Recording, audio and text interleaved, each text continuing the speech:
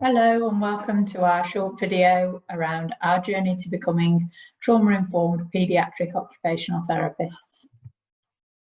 So, working in child development centres, part of our core business as occupational therapists was to conduct assessment and intervention with children with a range of conditions and functional difficulties associated with their diagnosis, such as developmental coordination disorder, autism spectrum conditions, cerebral palsy, hypermobility, for example. And we were using the PEO, person, environment, occupation model to inform our assessment, looking at the core areas. And we were kind of going about our business, and there were one or two cases that we just felt that there was something missing, that we didn't know what we were missing, but we weren't making the gains that we'd expected as we went through our plan, do and review process. And we kept going back to, was it a deficit in our assessment? We were getting lots of information about developmental milestones, about the birth history, about the functional challenges that the child might have been experiencing at home, school, or in their community, leisure pursuits. We had reams of information about medical diagnosis and medications, and the child's strengths and challenges, their interests, their hobbies. But again, there was just this niggle that we had something missing. And we were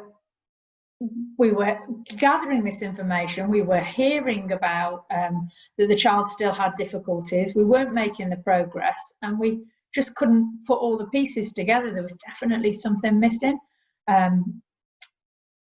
to help with the picture and the kind of the hypothesis and the formulation of where we were going with our input.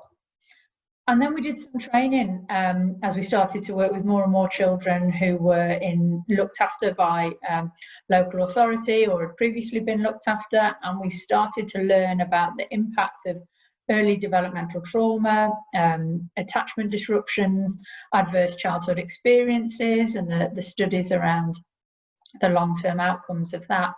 And we started to realise that we were missing something in our assessment.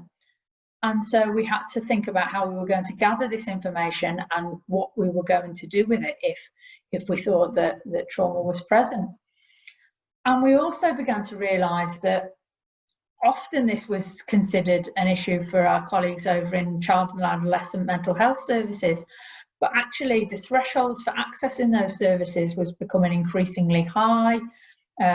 These families were, and the children were kind of more lower level, and it was issues around their participation, around their occupational performance in functional areas that was impacted. So it's that core business of us paediatric occupational therapists.